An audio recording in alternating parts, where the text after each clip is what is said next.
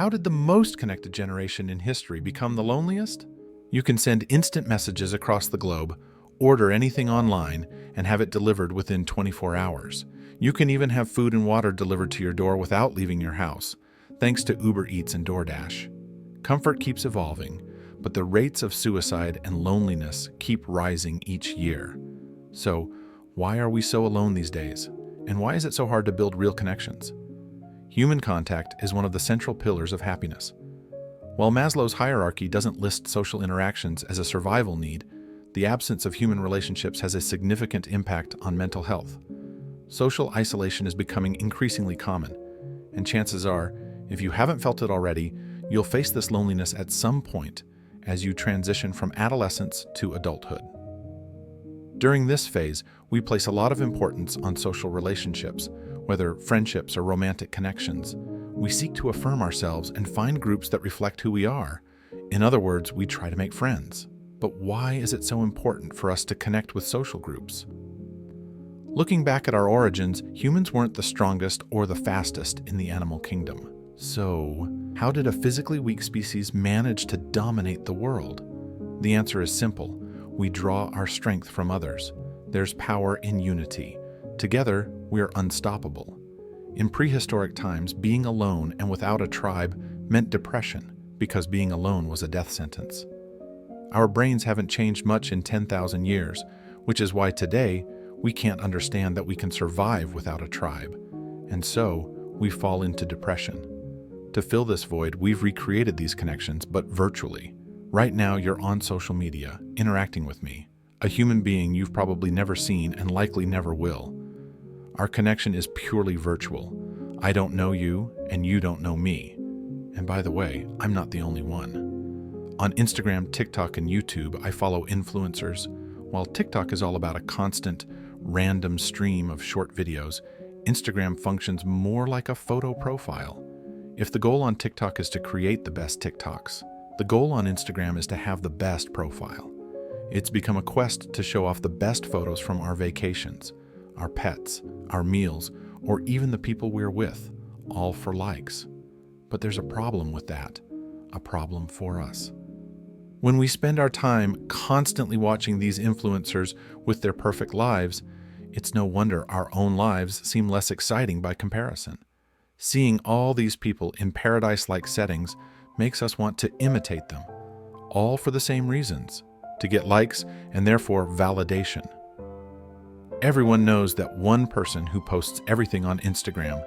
You know exactly when they go on vacation, when they're out with friends, and even when they finally get into a relationship. You know their life, but you don't know them. With these people, there's no real connection. Everything is virtual. So, knowing that, why do we spend more time seeking this virtual validation and pleasure rather than building real relationships? With just one message, you can check in on anyone, but you're not building any real connections or relationships. The difference between sending a message and meeting in person is that it takes time. But paradoxically, it's this time spent with others that makes relationships real. As the fox says in The Little Prince, "Who are you? You're very pretty."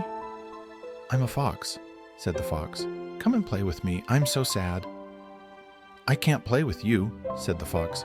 "I'm not tamed." "What does tamed mean?" "It's something too often forgotten," said the fox.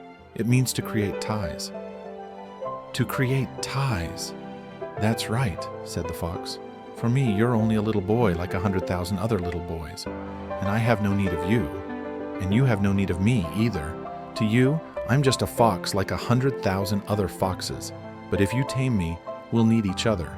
You'll be unique to me, and I'll be unique to you." It's easy to say we don't have time to connect with others, but we're always searching for that social bond that could break our loneliness. So we try to save as much time as possible by creating temporary relationships with people who don't really matter to us. This is exactly what people don't understand. It's the time you spend on your rose that makes your rose so important. It's all that time spent on others that creates real relationships, and that's what would truly make us happy, building connections with people who are like us and who we care about. But unfortunately, we don't spend enough time on them for them to become important to us.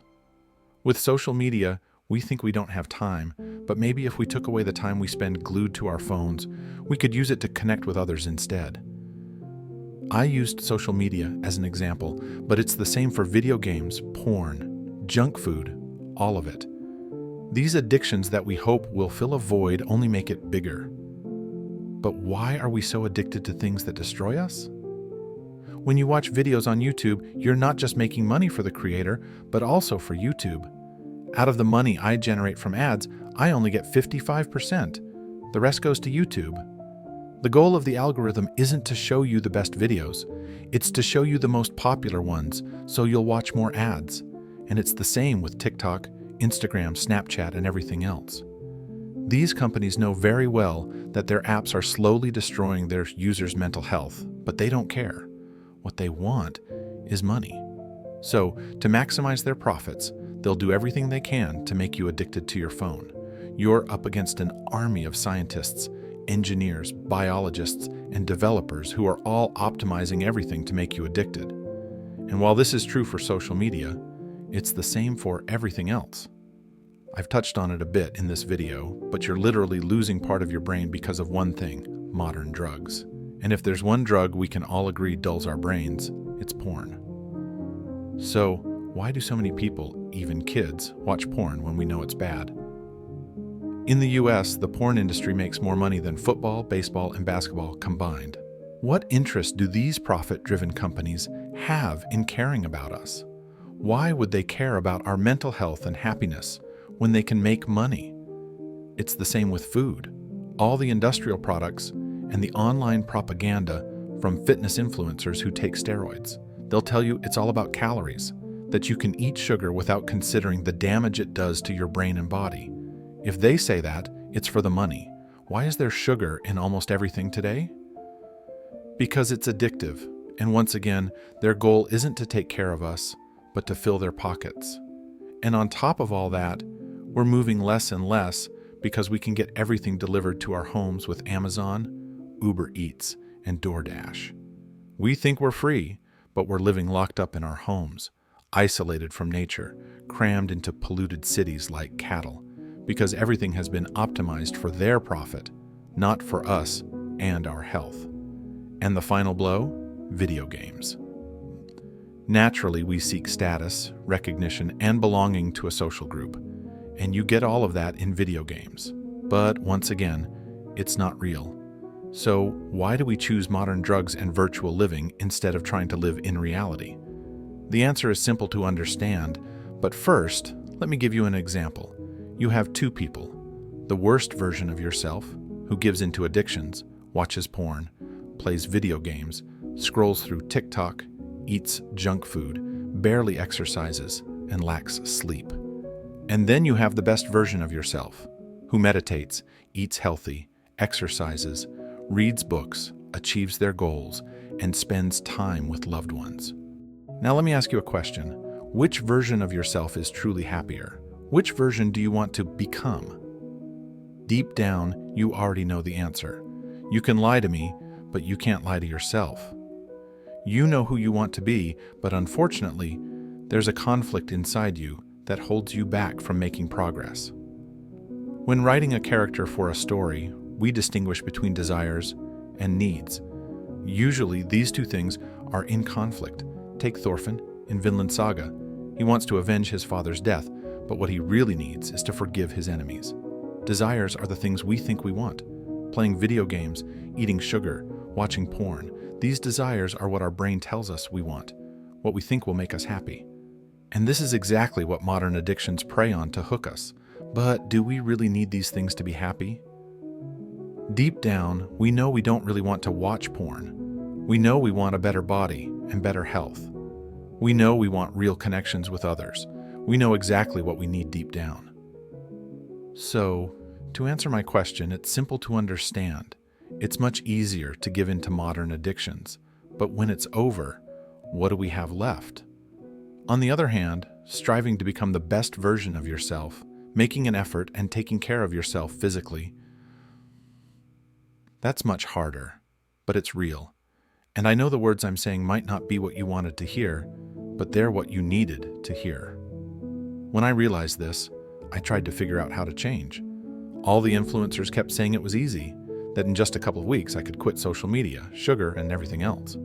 It sounded simple, but it wasn't easy. Even the self-help influencers couldn't help because most of them wanted the same thing as the companies that were destroying my brain: money. I could have just said the same thing, told you it only takes 2 weeks to change your life and gotten way more views. But that's not true. The brain is adaptable, but change takes time. A lot of time. I spent nearly 3 months stuck, trying to figure out how to find a solution, and I kept relapsing because I didn't know where to start. Faced with a mountain of things to do to change my life, I was lost. I needed a starting point, and since I didn't know what to do, I did nothing. I spent hours without any distractions, just thinking about what I wanted to do with my life.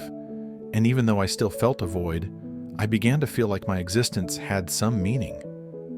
So I asked myself, does my life have meaning? My life was a loop between school, video games, and my addictions. But I didn't want any of that. Deep down, I wanted something else. My life had no meaning, so I had to find one.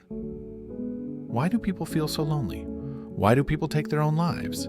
It's because they think their life isn't worth living. And it's sad to say, but when you're living such a virtual life, it's easy to want to stay in bed, killing time with video games and social media. But when you kill time, you're really just killing yourself. All that time you could spend on your dreams, passions, ambitions, and relationships. You're wasting it for a moment of virtual pleasure.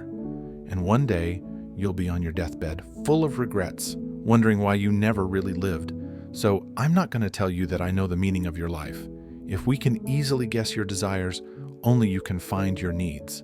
And the only advice I can give you is this: don't listen to my advice. Don't listen to me, society, or anyone else. It's not with your eyes that you'll see what you truly want. It's with your heart. If there's one quote to take away from The Little Prince, it's this: "Goodbye," said the fox. "Here is my secret. It is very simple. One sees clearly only with the heart. What is essential is invisible to the eye." On this point, I can't really help you. I can only tell you that what is essential for you lies deep within your heart. After all this time spent in isolation, searching for the meaning of my life, I found it by truly understanding what I wanted. I didn't want to be alone anymore. I didn't want anyone else to feel that void in their life. I wanted to share a message of hope with my generation. I found a reason to get up in the morning. So I won't tell you it's going to be easy. Once again, it depends on you. It's not that complicated to cut everything out for a while to reflect on the meaning you want to give to your life. And when I say everything, I mean everything, because influencers like Andrew Tate, Logan Paul, and even myself, all of us influence you. Everyone on the internet is telling you to get rich. But why do you want to get rich? You spend your time unconsciously chasing things you don't even desire. Your true purpose can't come from outside. It has to come from within. There's a quote from Blaise Pascal that I love, and it sums this up perfectly. All of humanity's problems stem from man's inability to sit quietly in a room alone. All your problems could be solved if you just spent some time with yourself. The most important conversation of your life won't be with others. Remember, the life you want starts with the choices you make today. So why not start now? What are you still doing here?